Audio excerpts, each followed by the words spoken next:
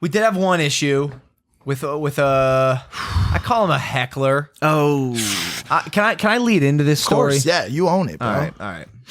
So again, you know Mike, bro. Especially when Mike has got just a little bit of alcohol in him, he could be a little loud. mm-hmm. People will use the word loud to describe Mike sometimes. Again, it depends what type of person you are. Because, like, if you're like me or anything like me, you probably enjoy a good entertainer. And preface, also, anyone else that was in the room with us that I was really paying attention to at this time. So there was an audience. We're at the bar, which is bad. It's 11 p.m. It's the Four Seasons, so there's one old couple at the bar, blatant PDA, just way excessive, making out with each other, and then it's us and a couple of our friends. And Me, you, Abby, people we met at the hotel, a couple, their daughters, and the bartenders, and we're talking, doing our thing. Mike goes on one of his rants, and I think he's doing a Russian accent, which I have actually pulled up here, and I want to play because bored, hungover Mike is one of my favorite people on the planet. So I just started filming him one morning. This is a work in progress. Again, he does this for fun. I just happened to witness it and film it. I don't even think he knows I was filming. What I just heard one. The Russian propelled grenade, it's an RPG. It's very effective against the Panzer and the American Abrams tank. Very, very effective. From up close and in person, it can be detrimental to their defenses. Bro, for 5 minutes, he's just doing this Russian accent talking about Panzer tanks. Who's that chick? that's neither here nor there. Okay. Or really anywhere, to be honest I with didn't you. see anything.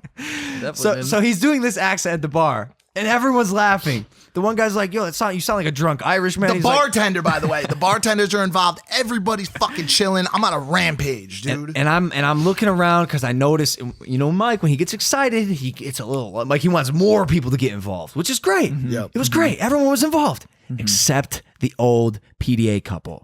And I'm kind of clocking them up for my peripherals, and I see they're getting a little more aggravated, and I know they're the type of people that won't say anything until they explode, until they blow up. Was it like mid smooch and they were getting into it? Yeah, they were making out. By the way, making out. I saw them too. They were like being like very over PDA. Like they were full makeout sessions. Like even my sister said to me, she was like, after, all right, you keep it going. Keep it going, It was just, I don't it was want to just, jump in yet. It was just like, it was a little unnecessary, but whatever. They're doing their thing. We're doing our thing. No problem. Yeah. Go ahead, slap And lips. so, Mike reaches a point where it's peak Mike is the only way to put I saw a pregnant woman walk by, and I was like, wow, look at that species over there. She's gestating some sort of organism or some complete and utter bullshit. Bro, it's like this couple, they had like a countdown. In their heads, they're like, all right, 3, 2, 1. Both of them stood up. Same time. And they're like, what is wrong with you? And the guy's like, you know what, buddy, you're being so loud. And the lady turns to Mike and says an unforgettable line that pretty much set the tone of the entire trip. She turns to him, she looks in the eye, she goes, have you no couth? No class. No class? Mike, without skipping a beat, doesn't hesitate, doesn't break character. He goes 0. Absolutely none. Not even an ounce. If there was a negative number, that's how much couth I have. And bro, you can imagine, like, that's not the type of response you She was expect looking, to get or from that she was looking yeah. for. She was looking for a very specific response, which was, ma'am, I am so sorry about. Excuse me. She goes, have you no couth? This was the timing of it. Couth. Have you no couth? 0. Absolutely none. Not even an ounce. Bro, it was one of my favorite moments of Mike in my life because I've never seen anyone react with that amount of like confidence and calmness. And so the guy gets mad because obviously this is not the react. They're looking for an apology or something or some sort of retreat. Listen, Mike, buddy, you're not the guy I want to do this with. Now, keep in mind, this guy's, I would say, probably late 50s, early 60s. Yeah. He's got a bit of a hunch. He's also hammered. He's hammered. He's slurring his speech. So they go to walk away, and Mike's still on. Is like, I am, there's nothing here for you. I have no couth for you. And the guy comes up to Mike and he approaches him. Did he grab you on the shoulder? He got close. He approached me. He came up to Mike. Mike's sitting down, by the way, and I'm watching this. And I'm right next to him, and I hate the one person standing up, one person sitting down scenario. Usually a bad situation for the sitter. Facts. For the most of in this particular circumstance, there was nothing he could have done. He could have dropped in from a fucking airplane. It would have been profitable. The guy goes, you don't want to do this with me, buddy.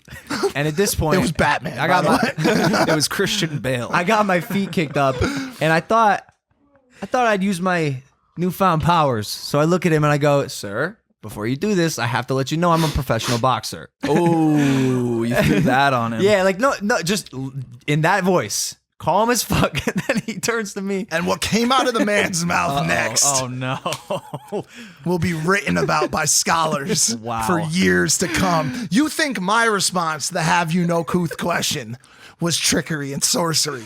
What this man said next changed the course of time and history. And humanity. It created a rift in space-time that then represented the remainder of our evening. 4 hours discussing just this one thing.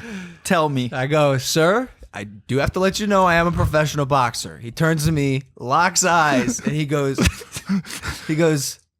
"I just had." He goes, "I just had spinal surgery." Oh, And like literally, but like, and so we just both go like this. We go, "Ugh." No, not even like that. But like, how do you respond to that? It's called a classic smoke bomb. We talk about Yeah. these. We thought we are the masters at smoke bombs. Have you no Kuth? 0. Negative integer. Apply it, lady. Smoke bomb. Smoke bomb. She's just like, "Where am I? What universe yeah. is this?" And he Doesn't- just threw a flashbang. flashbang, concussion grenade. Both me and LP go down to our seats. I'm like, what? I go. Then why are you doing this? What are you doing? So this dude, he just got done telling me, he goes, "I have no spinal column. I am an exoskeleton. So we have no idea how to handle this situation. His wife like drags him away, and then we're like, "Yo, did we just get attacked by a frosty?" by one of those wavy By a arm frickin'- inflatable yeah. arm guys that they put outside car dealerships. Yeah. And then for the next probably 3 to 4 hours after that, we had conjecture over what this man really was. He had no spine. He was some sort of spineless, single-celled organism. With no structural integrity. Wow. We can't. We thought his wife might be some sort of puppeteer, and she's really him, and she's controlling all his movements, or that maybe he's a Blizzard from Dairy Queen, and he's just some sort of. I thought to slushy- myself, she said what she said, but in many ways she could have come up to me and said, "Have you no soul? Do you know what it's like to live your life as a Danish?" This man was a raspberry pastry, literally trying to Wow. attack us with no Was spine. it what I envision is a water bear. Yes. Yeah. Have you ever seen a water No, bear? but it sounds. It's, Look it up. Look up a water bear. This is what I It see. very well could at be some a water point, bear. we got to the point where he had a hollow bone structure and he was actually able to take flight. This might That's well him. have Yes, been. That's yes. him for sure, bro. I got like, bro. We were sure this man like, "Sir, is there a problem?" He goes, "There is a problem. The only problem is I'm not nailed down to this floor because this breeze is going to blow me away." At some point, he was a paper airplane. Yeah. Bro, in our Wow. minds, he could have been fucking anything. And so we're sitting there. And by the way, my first question was because I told Logan, I'm like, "Yo, there are very few moments where I have the breakdown in tears, crying laughter. You have to really get to my soul."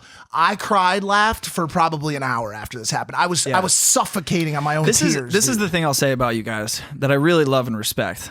All the drinking that like lowers your life expectancy, the laughter raises it and neutralizes it. neutralized So you guys are completely. good. Like Yes. you would have lived to 70, down to 60, you back up at 70. This part we weren't even. I was bone cold sober. He was like maybe easy, 2 drinks. easy. Bone cold sober. We were 6 hours into I think just you're drunk. shot after I think shot. you're drunk No, saying he that. may have I don't been. even think that's a he thing may right have now. been sober, but if you were sober, you literally have a stomach made of iron. Because that's impossible. We took 43 shots before this happened. And by the way, that's the amount of shots I would want to take before I find out I'm talking to a human ketchup package.